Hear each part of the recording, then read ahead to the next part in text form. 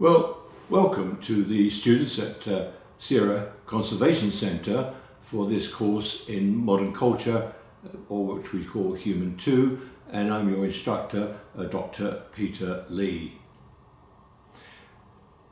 A number of questions are raised about this course. First of all, what do we understand by the term the humanities? And secondly, what is the sort of scope, the period that we actually cover in modern culture?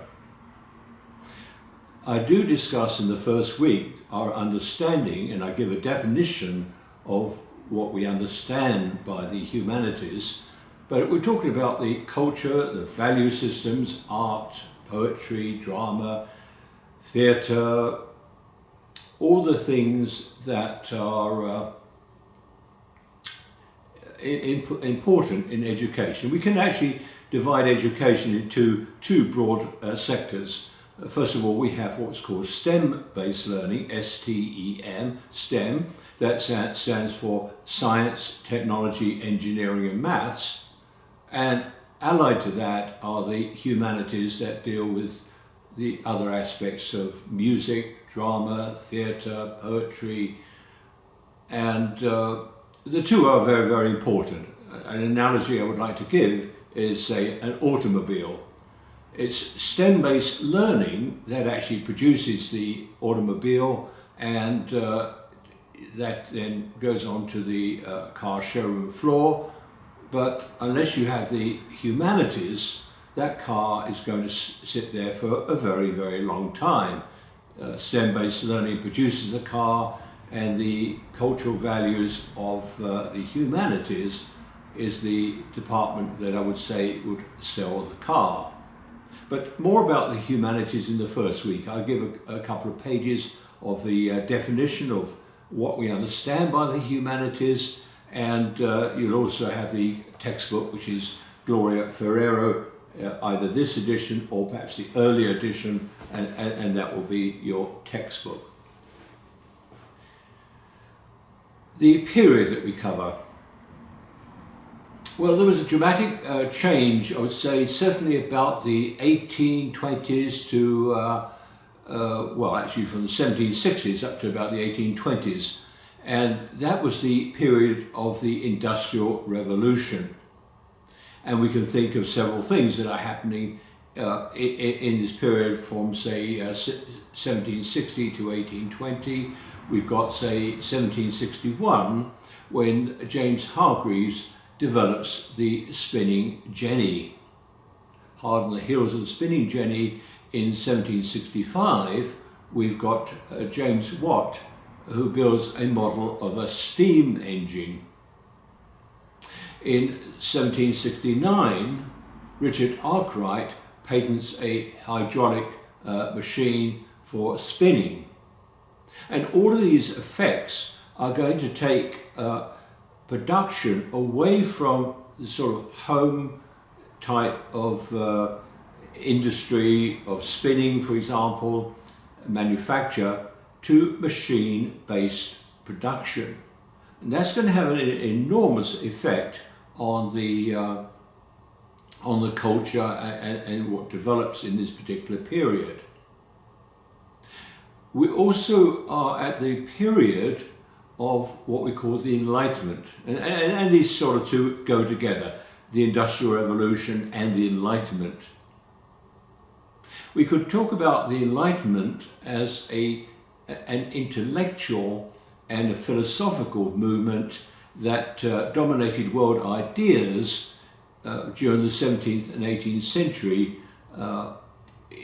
in Europe and the rest of the world.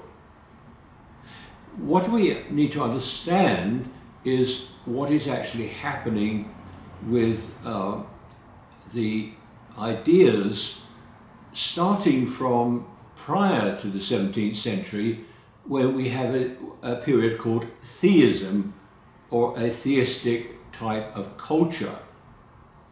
Now, I do give an illustration in my lecture of what this is, but essentially what's happening is that in a theist perspective, prior to the 17th century, then God is in charge.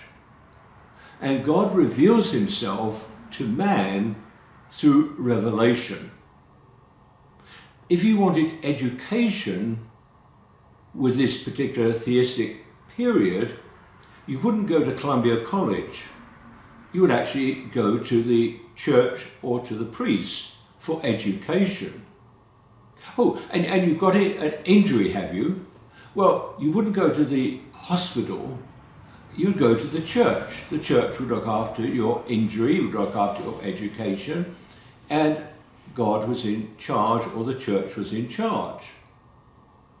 But as we move from the theistic or theism into the Enlightenment and to the Industrial Revolution, what is going to happen is that God is still upstairs, man is still downstairs, but with the rise of the Industrial Revolution, with the rise of science, then we can now replace revelation with rationalism. So God is still there, but God has created laws to determine, for example, science. So we need to work out whether the sun revolves around the earth or the earth revolves around the sun. Well, we can now work it out through laws of motion, etc. So God has given us laws. We don't need to make a phone call, if you like, to God to ask him about the universe. We actually have now science that can tell us about laws about the universe. Typically, I like to say that if you were to go to Columbia College and you walk around the pond and you find a watch, if you're in a theistic culture and you wanted to know how the watch worked, you'd either go to the priest or you send up a prayer to God and say, how does his watch work? Now we're into a deist perspective, that's the second one, where God is revealing himself to man through the laws, through rationalism. This is deism. Well, in this case, you don't need to send a prayer to God. You take the back of the watch out and you work it out for yourself. You've got science. So we start with theism, we go into deism, and then the third movement is where we start this course, and that is the Enlightenment, or the Age of Reason. And God, in this culture, has been displaced. God has become the absentee landlord, he's been displaced. Instead of God, you now replace God with reason.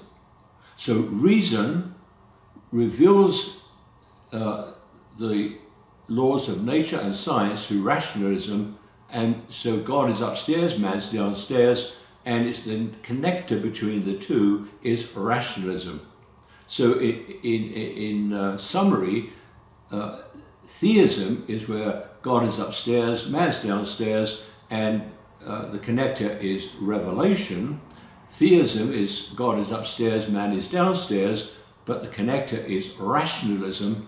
And the third movement is the start of this course, and that is the Enlightenment.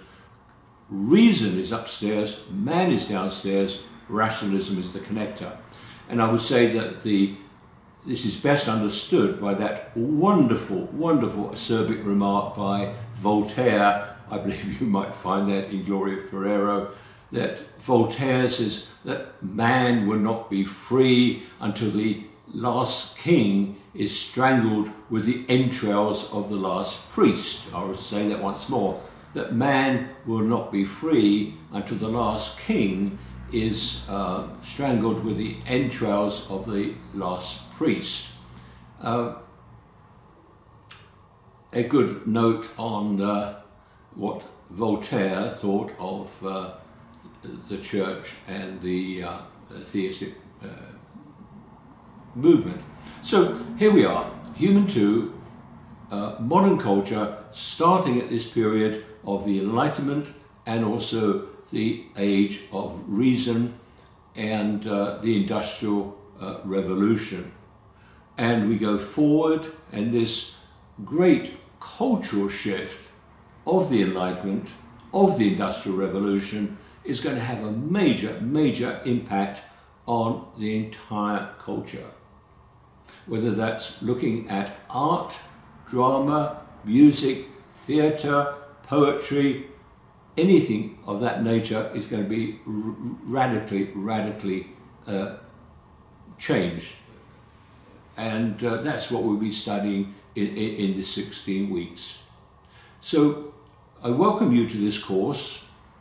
If you do have questions, well, this is a correspondence course. Just write in your notes, your essay which you'll be submitting, and your quiz. If you have any major questions, just let me know. And welcome to Human to Modern Culture, Columbia College 2021. This is your Professor Dr. Lee signing off and wishing you all the best in your education.